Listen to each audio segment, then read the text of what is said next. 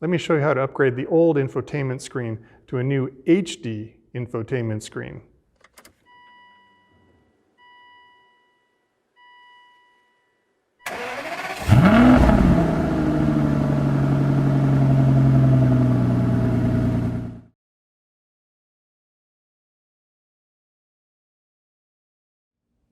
In this episode of Aston1936.com, it's time to get my hands dirty, and we're going to start installing everything that's part of the Aston Installations HD Infotainment Upgrade Kit. I have it laid out here, and it looks like a lot of spaghetti, but I understand what all the parts are now.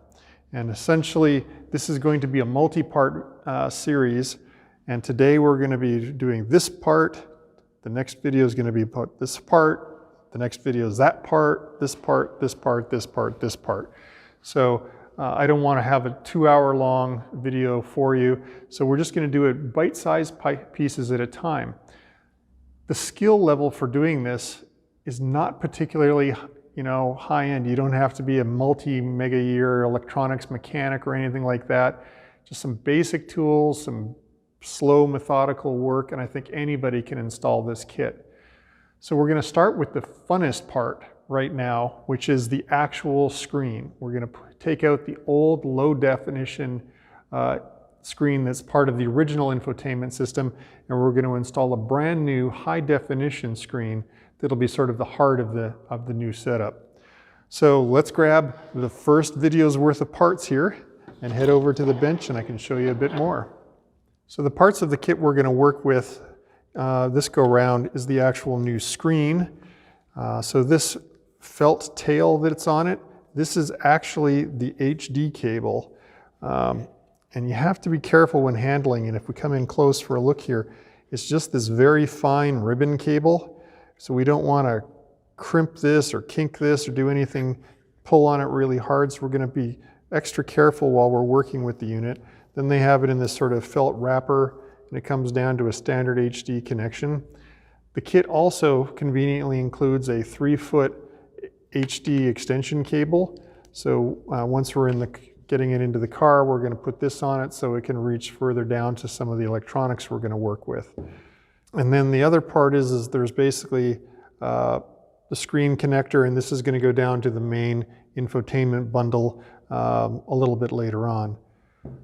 So tools-wise, all we're going to need for this project is a couple of Phillips screwdrivers. I've got a standard size and a smaller one that we might use. I think we might be able to do it all with the standard size. And supply-wise, I have a little bit of this foam tape. So it's very thin foam. This is literally made for wrapping electrical connectors and then setting them so like if you don't want this to rattle and bang against something inside the car, after you have it connected, you can wrap it with a little bit of foam tape. It gives it a little bit of buffer, so if it's rubbing up against something, it won't rattle and make noise in the car. So I'll have a link to where you could get this down in the description of the video. I also have a little bit of self-sticking Velcro. So I come from the technology industry, and if you want to do a quick way to link a couple of things together, you cut yourself off 1 or 2 inches of this, and then this will tie the two things together. It's a little more delicate than a zip tie. Plus it also has the nice features. You can take it apart, put it back together, and like the foam, if it's bumping up against something, it's not going to make any noises as well. So I have a little bit of that. I don't know if I'm going to use it, but just in case. So the next step is to go into the car, and we're going to take with a standard size screwdriver, and we're going to take out the old sat-nav screen. So all the work right now is inside the car. Cameraman Rob's going to have to contort all over the place to try and get the shots. Now the prerequisites, as I said in the prerequisites video, is we've already have the ski slope removed to reveal the sat-nav screen. So we're going to go ahead now and remove it, and this is actually pretty straight on simple. There's just 4 Phillips screws, one here, here, and then on an angle here and here. So a cautionary tale, they're screwed into plastic. So my 17-year-old car, I don't know how old and brittle this plastic is, so I'm going to be pretty delicate as I undo the screws. Now the other thing I want to be careful is I don't want to drop the screw down into the abyss. So just take your time, go slow. grab the screw at the end.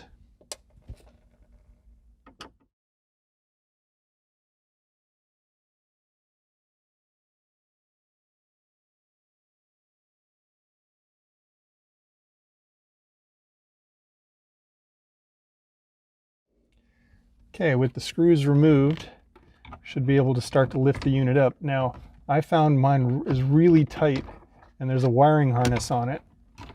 So I bring it forward and lift it up, and I can at least get it free now. And next up, we have to undo the wires. So we're going to undo the blue one first, and you push down on the tab that's available to you, and you can get that one back. And then the gray connector, you squeeze the side of it on the side right there, and then gently wiggle that out and away. And you can leave that where it is. Now it's time to head over to the bench with the old HD screen. So back here on the bench, we've got the old unit here and the new unit. So we have to transfer some of the parts over.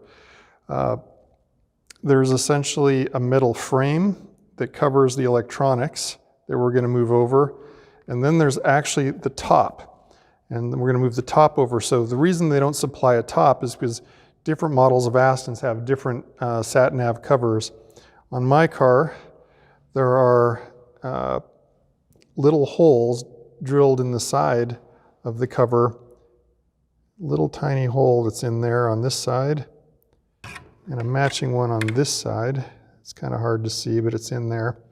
And that's what actually attaches the wood veneered lid. Remember in the video where we took the sat-nav cover off, it had these two little tabs that gripped onto this. Well, that's how they attach. They just literally go into these two little Dremel holes that Aston has ground into this cover. So we're going to move this cover over to the new unit, and we're going to move this frame over. So the first step I think I want to do is I want to, let's get the frame off of this old one. And so to move the frame over, we're going to just take it off the old unit first, and it's just a bunch of small screws that you can do with a standard screwdriver. And I have to peel back these little foam covers to find these corner ones.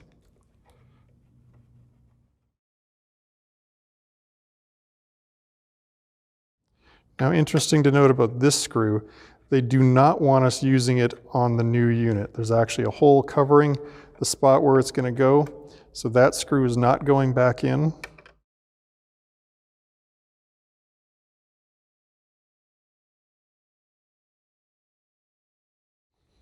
And before we take this apart, we have to take these plastic end caps off too, because they bond to this metal frame. So we do, it's just one screw per side for this.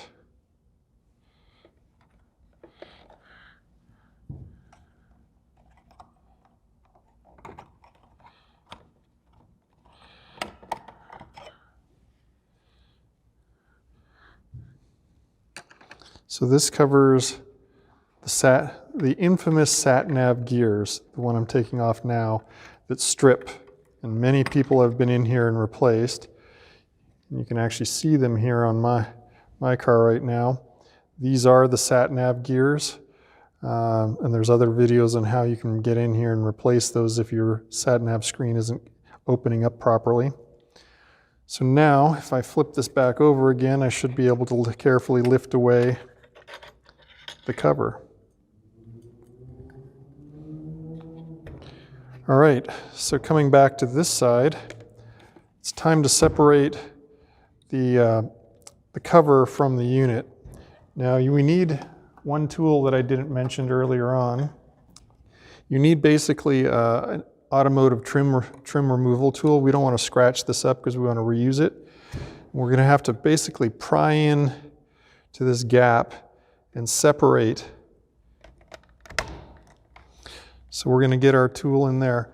And one of the things I found knowing where to stick it in there was I looked at the new one and I could see that there was a tab there and a tab there. So there's this open stretch right here. And I could see that there are little tabs along the sides that also bite on. So I know I have to do a little bit of work to separate those as well. So the instructions manual from Aston Installations just said get in there and pry it up.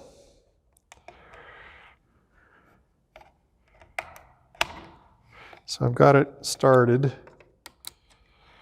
And oh yeah, it can come, seems to be, you can kind of manually open the unit up.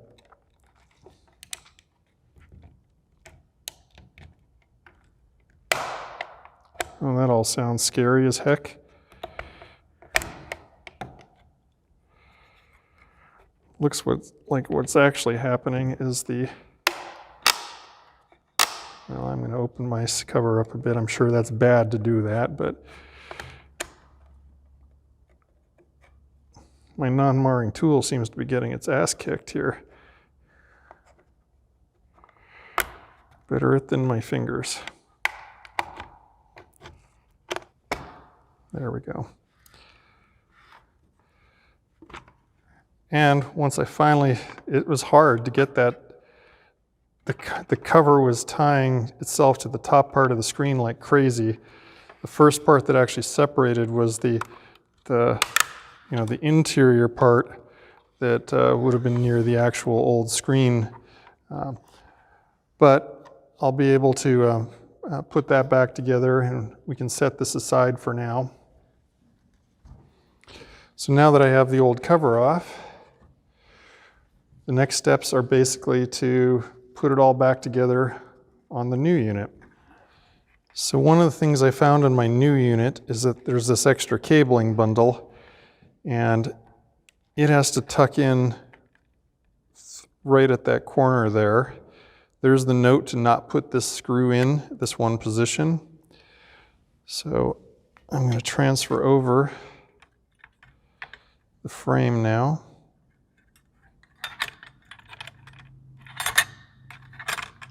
And I'm being careful not to pinch that wire.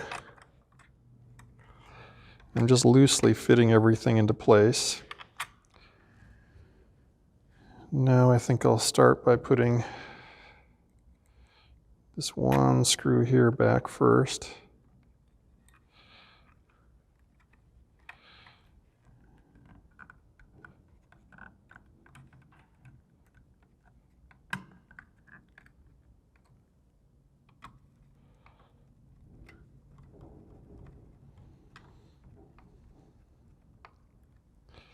Not putting that screw in.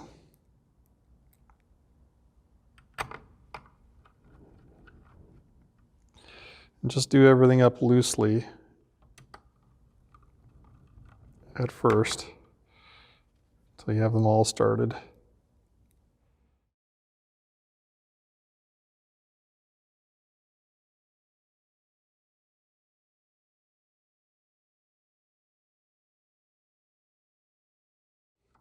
So before I torque those up, I'm actually going to put the plastic covers on. So, this I want to have a little bit of slop if I need to with that. So there's a tab that hooks under.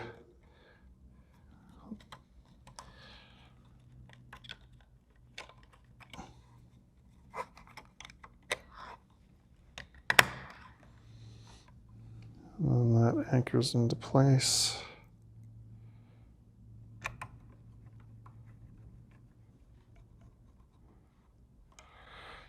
On the other side, same thing.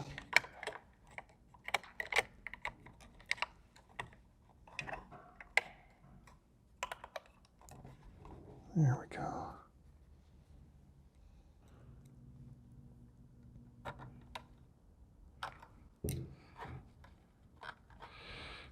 All right. Now I can just snug these all up.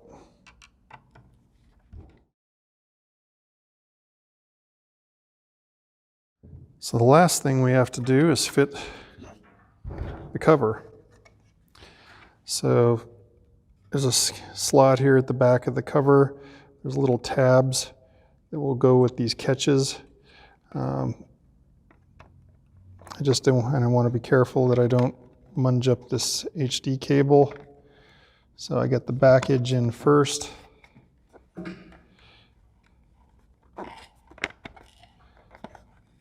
Just gently snapping it on. There we go. So we're ready to head back over to the car. And when we're in the car, we're going to be worrying about getting these cables connected and routed into the right places. So let's go over and I'll show you those challenges. So the first steps of getting the new HD screen in is we have to start thinking about how we're going to get the cabling down from this area down to the footwell of the passenger side. I'm a left-hand drive American car. So in the prerequisites, I already told you that you needed to have your access to your fuse box. And I've already got the fuse box cover removed. And so I'm going to pull the carpet back like this and sit, and I've got the seat all the way to the rear position. Now, something you've probably never done before is we're going to pull this piece of carpet from the side out. So it's essentially just tucked up underneath this edge. And if you get up here carefully and you take a close look, you can start to get the front edge of it. And then you can pull it towards you and just start to, and then fold it back like this. And now we've actually revealed the fiber optic cables, a whole bunch of the main wiring harness, and we have this path, which is actually really easy to see. We're going to be able to just come straight down this channel and our new cables are going to come out. And now you're going to be seeing in future episodes where we're going to add a lot of the cabling we're going to do in this area. So anyways, this is where we're going to be tucking the new cabling down and through it. It's just going to fall out here. Now, before we put this up, this cable, this fuzzy one, is not going to be long enough to make it all the way out. So we're going to attach the 3-foot extension that they included in the kit. So now I have a long version of that cable and the original and the extra cable they already had grafted onto the system. Next, I'm going to worry about getting the electrical connections done back up. So the same blue cable. Sorry, I'm just figuring out where I'm going. So the blue cable clicks in nicely, then the gray cable.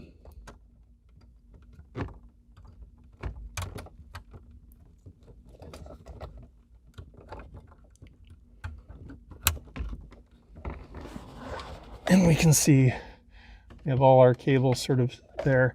Now we can also see that there's this channel, an area here where the cables are supposed to flow to. Now I got to start to think about my HD cable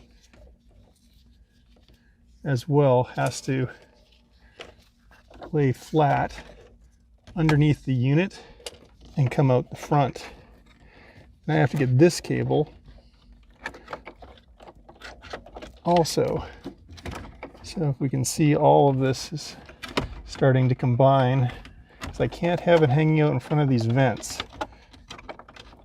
So you have to get it tucked in there, and we're worrying about the HD cable, and we're trying to make sure we're lining up, fitting the unit. And again, just take your time. If you have to take it out and put it back in a couple of times, there's no harm in that. There we go. So I have it laying in there now in position. I can check that my HD cable is not binding up. So I've taken the extension off the HD for a second, just so I can put it up there, and I have it just loosely sitting in place. And we can see the new cable, without being bound up, is folded in and just goes in nicely behind the original harness, and it's all sitting in its slots. And where we're going to be aiming, and if the cameraman can shoot down here, and I'll put some light down below, we're going to be trying to pass the cables down there. Where you can see my fingers, you can get straight down the side here. So I'm going to reattach the HD extension.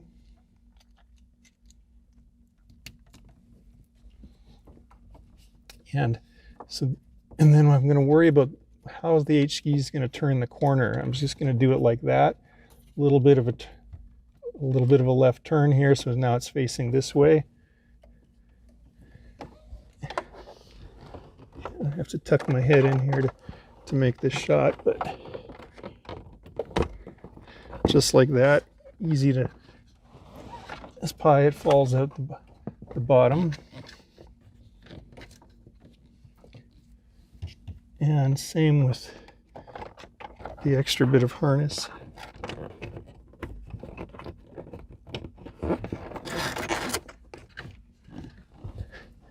So down here now I have the two tails that we're going to work with later. So up here, though, we should be careful that we want to make sure that stuff doesn't get yanked and that it's robust enough to survive. So the suggestions just were to connect it to the existing harness. So this may be a great time to use some of this self-adhering Velcro. So I'm going to see if I can get in here and bundle all this carefully together. And I don't want to crush the HD cable. I just want it to be loosely restrained like that. So now if I'm down below and I give it a little bit of tug, essentially it'll be held in place, and at least it won't yank all the way back to the device. So that's it up at here. So we just need to go ahead and install the screws now.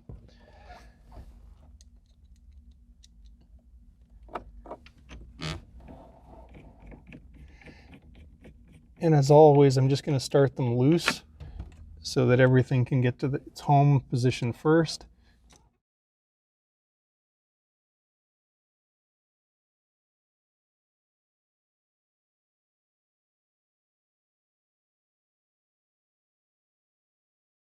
All right, so now that they're all loosely installed, just going to remember it's plastic, so I'm just going to snug it. All right, we've got the new HD screen installed. This is honestly the most fun part of the whole process. The next bunch of videos are all going to be about the wiring. But we have our HD screen extension down to here and our multi-plug down to where we're going to hook it all up. So down here you can find my companion blog article where I'm going to have links to the parts and the tools and some additional steps about the process. Up here you're going to find the next part in the series, which is going to be installing the power wiring harness down in the fuse box. To get automatically notified, please go ahead and subscribe and turn on notify so that you'll be automatically alerted when the next video comes out. And as always, I love to hear your comments, so please go ahead and leave those down below. Thanks for watching.